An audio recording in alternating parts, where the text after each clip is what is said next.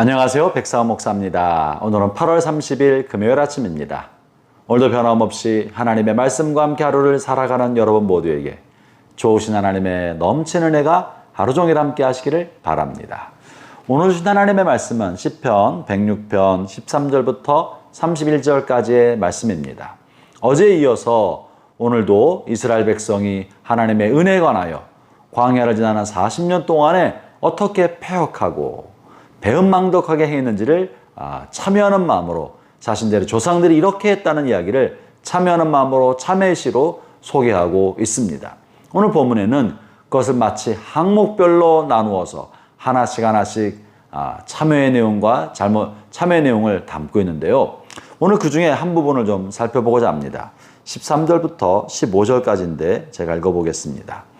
그러나 그들은 그가 행하신 일을 곧 잊어버리며 그의 가르침을 기다리지 아니하고, 이 그러나라는 말을 통해서 앞부분에 하나님이 얼마나 큰 은혜를 베풀어 주셨지만, 그러나 이스라엘 백성, 하나님의 백성은 그 하나님의 은혜에 대해서 하나님의 은혜를 잊고 망각하고 배은망덕하게 이렇게 했다라고 소개하고 있는 것이죠.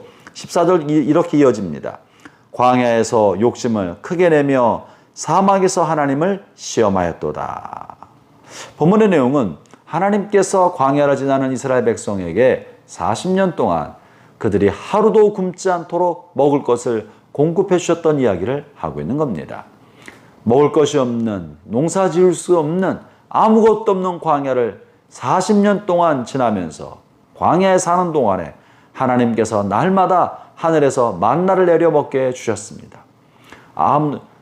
지금까지 누구도 먹어본 적이 없고 들어본 적도 없고 본 적도 없었던 만나를 하늘로부터 공급해 주셔서 하나님의 백성이 결코 굶주리지 않도록 하나님이 은혜를 베풀어 주신 것이죠.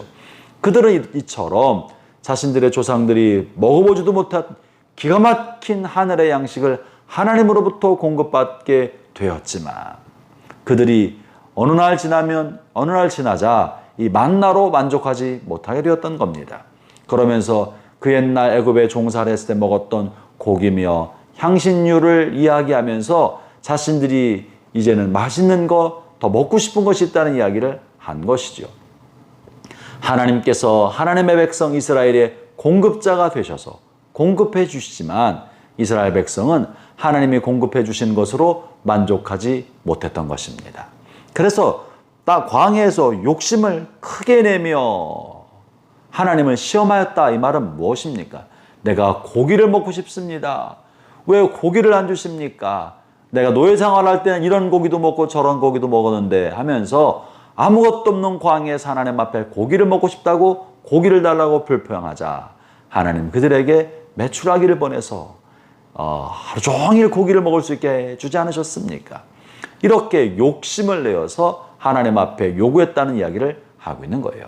사랑하는 형제자매 여러분, 하나님 우리의 공급자이시고 하나님 우리를 굶주리지 않도록 쓸만한 것을 공급해 주시지만 내 삶에 난 이것도 필요하고 저것도 필요하고 이것도 달라고 하면서 하나님 앞에 요청하고 원망과 불평을 표시할 때가 얼마나 많습니까?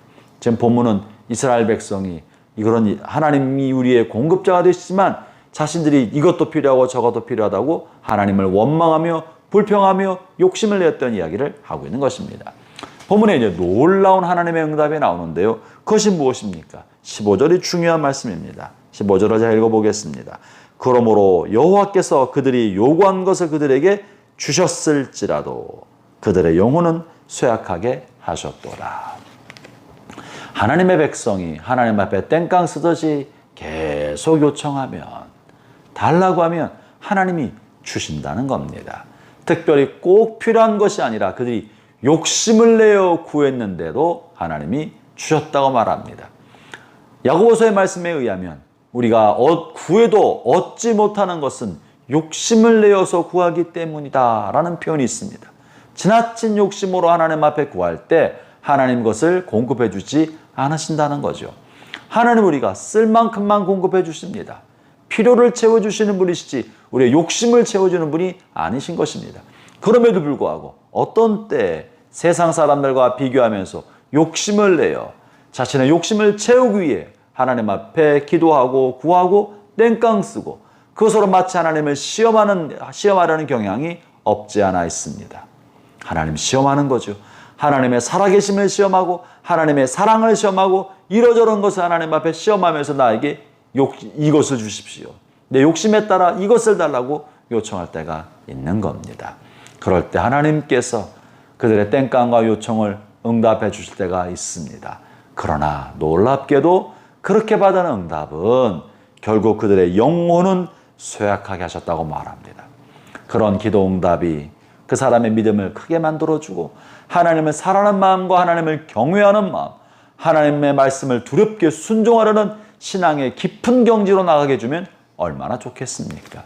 그러나 하나님을 시험하려는 사람, 욕심을 따라 구하는 사람은 하나님이 그에게 기도를 응답해 주셔도 그것이 그의 신앙 성장을 시키지 않고 하나님을 경외하는 마음으로 성장시키지 않고 오히려 그들의 영혼이 타락해지고 욕심으로 치우치고 세상 정욕과 욕심에 빠져서 마침내 하나님을 망각해버리는 사람들이 얼마나 많은지 모릅니다. 때때로 우리가 삶의 어려운 지경에 처했을 때 하나님께서 그에게 먹고 살 만큼 은혜를 주셔도 만족하지 않고 더 욕심을 따라 구할 때 그리고 하나님 것을 허락해 주지만 그러나 그들이 사업이 잘 되고 몸이 회복되고 잘 나가게 되었을 때 하나님의 은혜를 잊어버리고 오히려 세상 길로 빠지는 사례를 너무나 많이 보게 됩니다.